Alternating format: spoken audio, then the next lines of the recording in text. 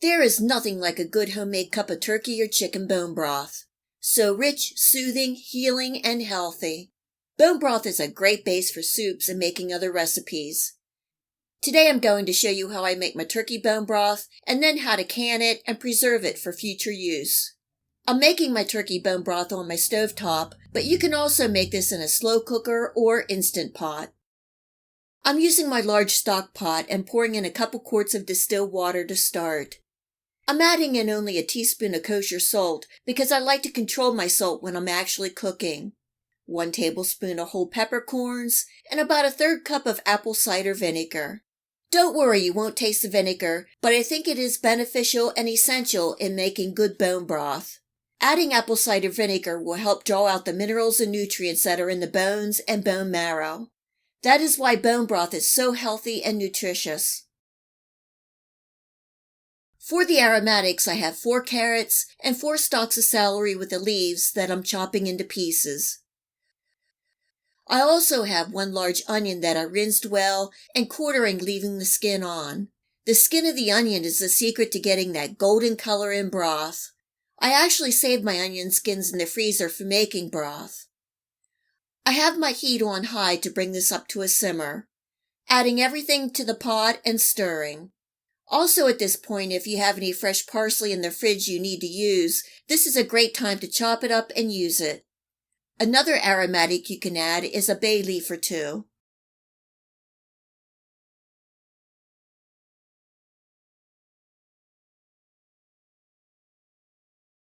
I have my leftover turkey carcass with a little bit of meat on the bones yet.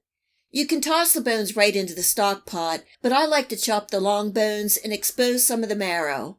This is fair warning. If you don't have a sharp cleaver or if you don't feel comfortable in chopping the bones, please skip this step. It can be dangerous. Take your time and make sure you don't have any distractions or children around. I like to chop the bones as much as I can to expose the marrow, and this will help in drawing out the healing and healthy benefits of a good bone broth.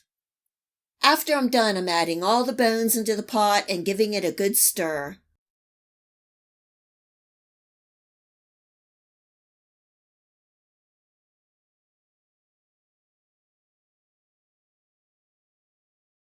I saved all the fresh meat and fat trimmings from the turkey, and those are going into the pot. I also saved the turkey giblets and gave them a good chop. As you can see, this is going to be a very rich turkey broth with lots of flavor. Now I'm filling the rest of my pot with distilled water and leaving about 1 inch to 1.5 inches of head space. Giving that a good stir, bringing up to a very low simmer, covering and cooking for at least 8 hours. I will stir about every hour and add more water if needed.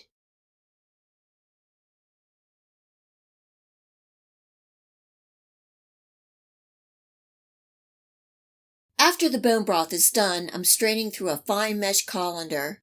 You can also strain the broth through cheesecloth to get a clearer broth if you wish, but I usually skip that step. What you will be left with is a pot of liquid gold. The turkey bone broth is still hot, and I'm leaving the little layer of fat on the top. If you don't want the fat, you can skim off or cool the broth, put it in the refrigerator, and then scoop off the fat when it solidifies.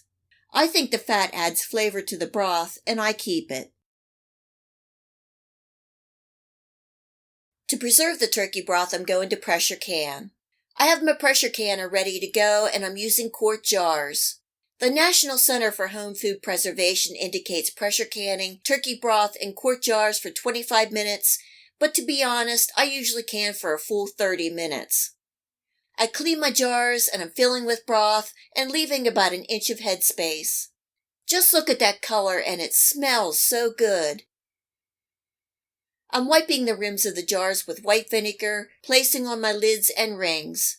Remember to keep the rings only finger tight.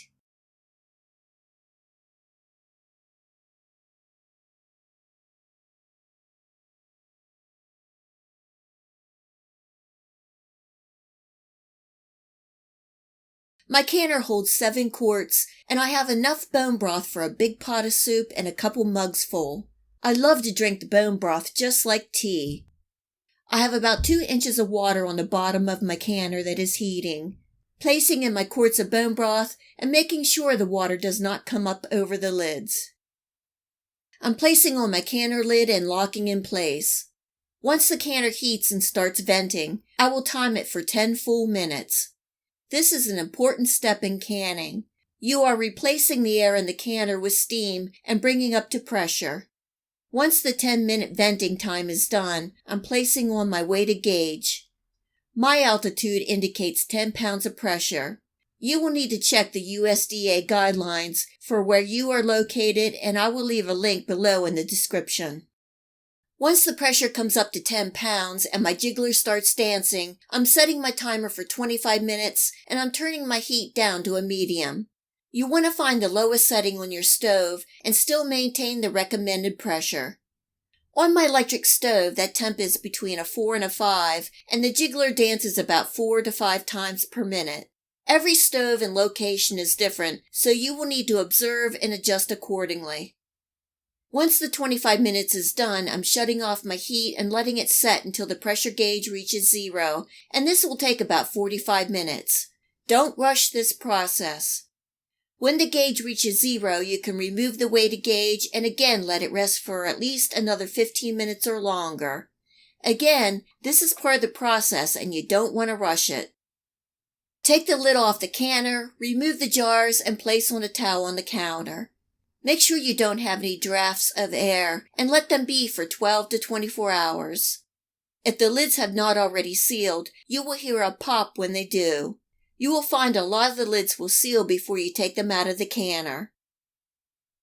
After 24 hours, remove the rings, give the jars a wash, label, and place on your shelf.